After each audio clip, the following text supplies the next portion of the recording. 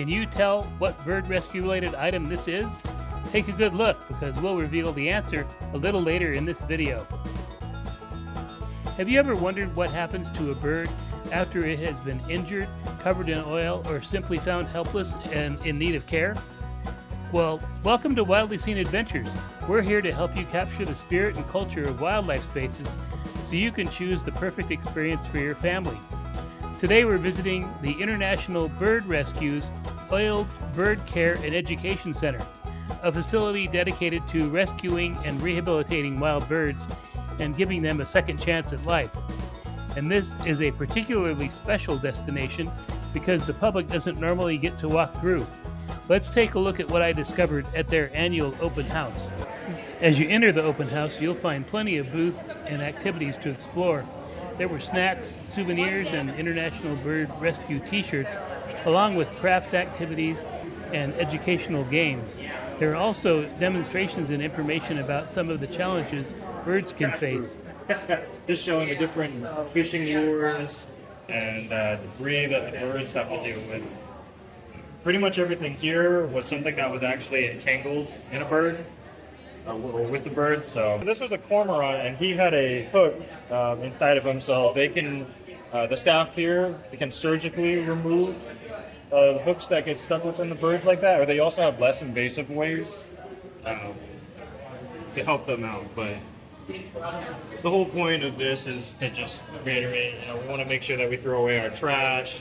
We want to make sure that we dispose of our fishing line properly, so that way the birdies don't get stuck in any of our stuff. And if you've ever found a baby bird and weren't sure what to do, there was information to help visitors better understand when a young bird actually needs assistance and when it may simply be a normal part of growing up. Well, what to do when you find a baby bird, or a bird in distress? So, like, you find these kind of things. You don't do anything. You're fine. Yeah. But people are surprised. This one's fine too. Just keep an eye on it, make sure there's no dogs around, and eventually this parent will come and feed it. But that one, too young. That one needs help. There were interactive games and demonstrations, including a puppet feeding presentation that showed how the facility avoids imprinting while feeding injured or orphaned birds. Frogs and gophers. And this is the black oyster catcher. He'll break open mollusks with his beak. That's the way his beak is used. And of course the pal, he's going to dip for the fish. And then our snowy plover, he goes for tiny little invertebrates like the right. And then if we have we use this for our baby birds, when we don't want them to get attached to humans, we'll put on a full black suit. This is for like a cormorant. And we can feed them with the puppet here, and then they won't see us. The center created this menu as a way to show the various avian diets they prepare, and I guess the cost. I hope the seafood puree is good with that $50 price point. Well, we have various birds that have different diets. Not all the birds that come in here have the same diet. So we have to prepare a wide variety to accommodate each bird's requirements. Hence, mealworms for some birds, fish for some birds, ducks get duck food. If you wanted to go deeper, there were lectures covering bird rescue and rehabilitation. The case studies were especially interesting because they demonstrated the kinds of situations that rescued birds can face. Probably has swallowed a hook with bait on it. Any guesses of why this bird came into us originally before it was released with that band? Same reason. Same exact reason. So unfortunately, some pelicans are learning to benefit from following fishermen going to the pier, and they end up in trouble like this. I was impressed by how much of the open house focused on education. There were feather washing demonstrations and lots of information about pollution and its effects on wildlife.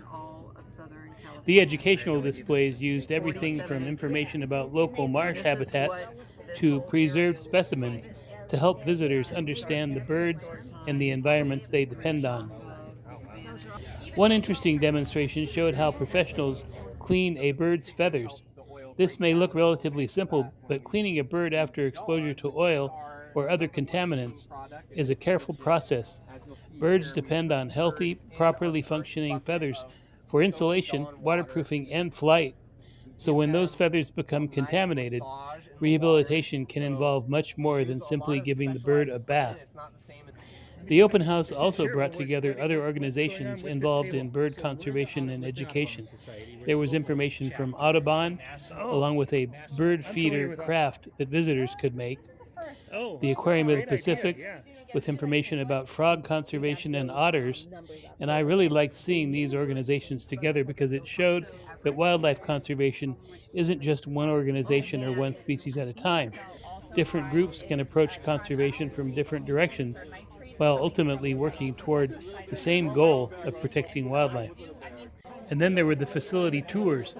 This was the part I was particularly interested in because it gave visitors a glimpse into how the actual work takes place behind the scenes. These pools are part of the rehabilitation process, giving birds an environment where they can regain strength and practice behaviors they need to survive. Birds entering rehabilitation may need to be examined and evaluated so staff can determine exactly what kind of care they need. Perfect. So what you guys are about to see is our tech, Liz. She has also worked here for many years. They're going to go ahead and examine a brown pelican. So this time of year in particular, we get a lot of brown pelicans that have fishing hook and line injuries. Part of the reason for that is, there's a couple of reasons, but part of the reason is lately, sometimes during the spring and summer, they have had food supply issues. So we've had some starvation events over the years, and one of the reasons, potential reasons for that, is they're not able to access fish as readily because the ocean gets a little warmer, the fish go deeper down, so it's harder for them to access it, and pelicans will compete with fishermen or whatever to try and get the fish, and that'll cause them to get hook injuries, constriction injuries, stuff like that. The pelican you are about to see did initially come in with a pretty decent laceration on its wing that was caused by a fishing hook, and that requires a lot of antibiotics, a lot of wound management, stuff like that. He is luckily at the point where he is now living in one of our aviaries, so when you go back out there for the bird viewing, you might be able to see him. He doesn't get on the perch as often as some of the others, but you might be able to see him later as well. This bird, and this is something that also can be caused as a secondary issue for getting a fishing hook and line injury, but he's currently recovering from having a sore on his foot. So if they're injured for a long time, they might be standing in one place for a long time, and that can cause like a pressure sore. So there's all sorts of things that can happen from the injury, not just the initial cause of it itself. And so she's going to do a full exam. We always start with weighing them. These birds are wild. They don't want to be here. They're usually pretty stressed, and a part of that can be making sure that they are eating properly. You want to make sure they're comfortable and still eating. That is the first step to recovering. Another thing she is doing is she is taking a blood sample. So we do very basic blood samples here, where we measure their PCV, which stands for packed cell volume. That basically lets you know how much red blood cell is in the blood, and we want to make sure they're not too anemic, because that could be that they have like some kind of infection or are debilitated in some other way. We also get their protein levels, which can help us figure out if they have an infection. Right now she is looking at the foot and putting something, some like a kind of dressing on it that'll help it recover better, and this bird is also on antibiotics as well. And then she's going to go through and look at the rest of the bird, and you can kind of get a sneak peek as to what a pelican looks like. All the birds we're doing today would have been examined anyway as well, so we're not just looking at birds for the sake of it. So this is an exam that would happen every day anyway. I would say fishing hook injury birds, you know, are easily at least like a third of what we get, and it definitely peaks in the summer. We also do get a lot of oiled birds here. Some of that is just related to natural seep. In Santa Barbara, there's a lot of natural oil seep in the ocean. During the winter, when there's a lot of storms, that churns the oil, and that can oil naturally oil the animals that we get in. But we also deal with a lot of spills. You guys may have seen in the news, there was a spill in the LA River a couple months ago. We were a part of taking care of the animals for that. So spills do still happen. Luckily not quite at the same levels as they used to, but they still definitely happen. And then we also, during this time of year, deal with a lot of babies.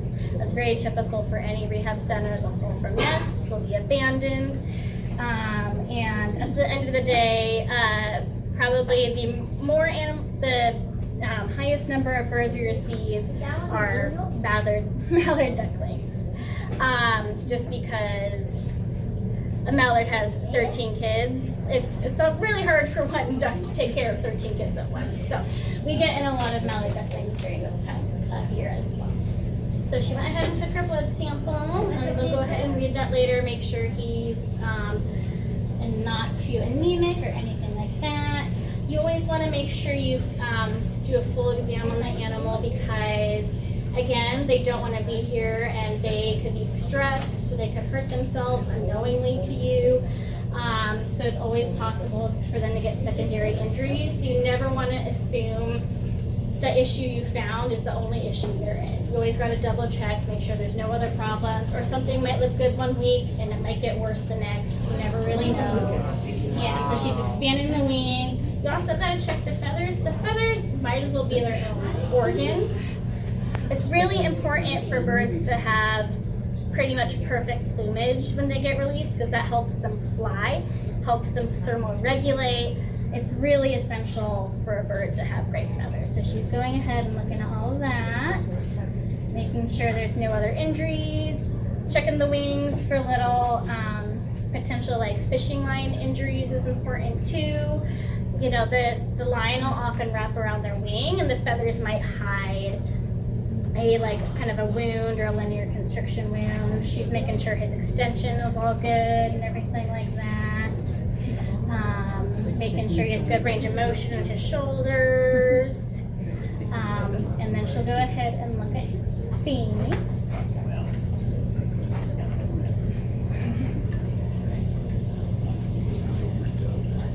And this is the fun end of the bird. Oh, okay.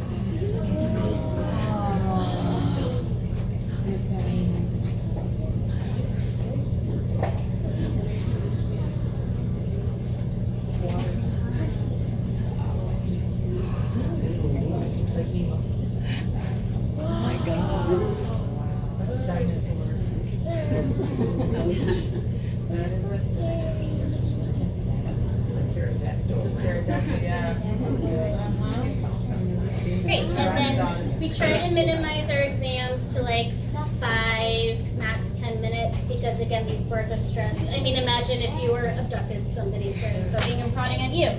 That would be a very stressful experience. So we try and make the exams as quick as we can while still doing due diligence, and then they're gonna go ahead and give him whatever medication he needs and put him right back in the aviary.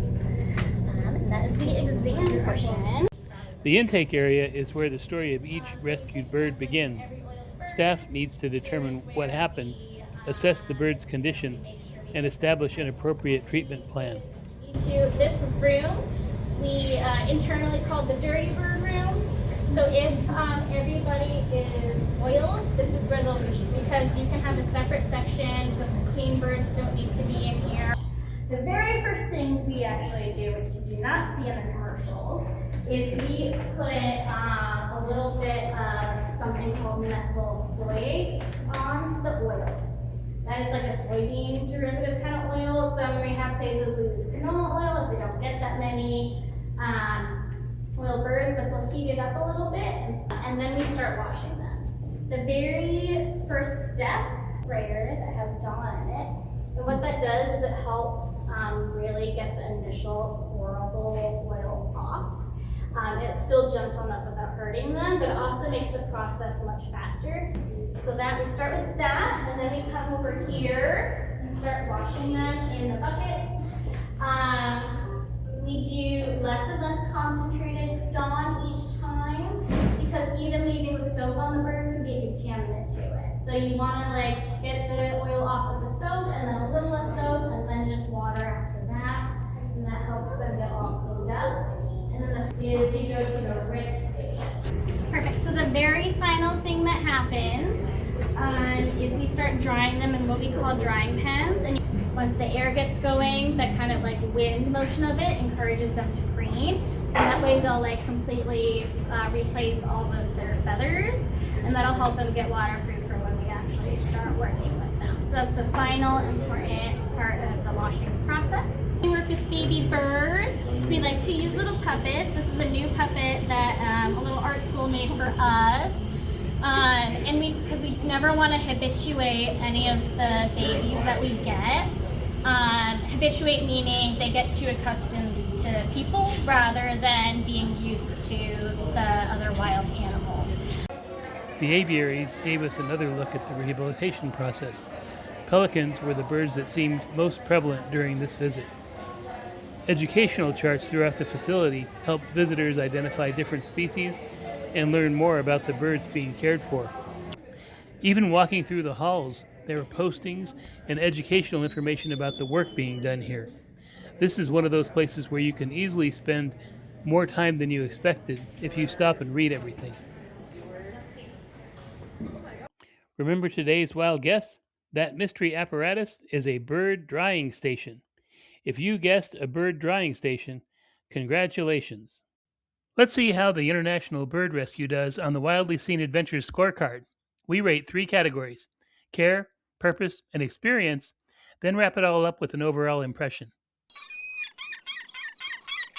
For care, I'm giving International Bird Rescue 5 out of 5 stars. Care for injured or otherwise compromised birds is what this organization is all about. From intake and examination to washing, rehabilitation, and preparation for release, the entire operation is centered around helping wild birds recover. This is clearly an area where International Bird Rescue excels. Purpose gets 3.5 out of 5 stars. Their mission is outstanding. The rescue and rehabilitation work is incredibly important, and the open house does a good job of showing visitors what goes on behind the scenes. But I'm also considering the educational value from the perspective of a visitor. Because the International Bird Rescue is only open to the public for this type of event once a year, there are very limited opportunities for families to experience the educational side of this organization in person. In experience, I'm giving International Bird Rescue 4 out of 5 stars. The open house itself was very well done. The tours, demonstrations, and booths from partner organizations provided plenty to see and learn. When we combine the quality of animal care, the facility's mission, and the overall visitor experience, International Bird Rescue earns a Wildly Seen Adventures score of 4.17 out of 5 stars. If you're interested in wildlife rescue, bird conservation, or learning what happens behind the scenes when an injured wild bird needs help, I definitely recommend watching for their next open house. It's a unique opportunity to see the people, processes, and facilities involved in giving wild birds another chance. Thanks for joining me on this adventure.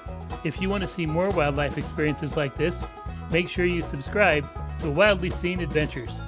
In each episode, we explore zoos, aquariums, wildlife rescues, and sanctuaries to help you discover meaningful animal experiences for your family. Visit wildlyseenadventures.com for more adventures and resources. Until next time, keep it wild.